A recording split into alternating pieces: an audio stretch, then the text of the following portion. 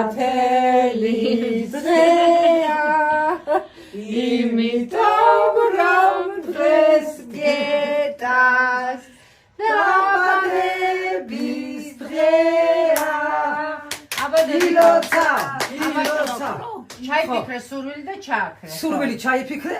აბა შეუბერე, მიდი. აბა სკოლა გარეთ იყავით ბედნიერად შამთელად. აკეთე სკოლას ბევრს. მიდი. შეუბერე. კიდე. მიდი.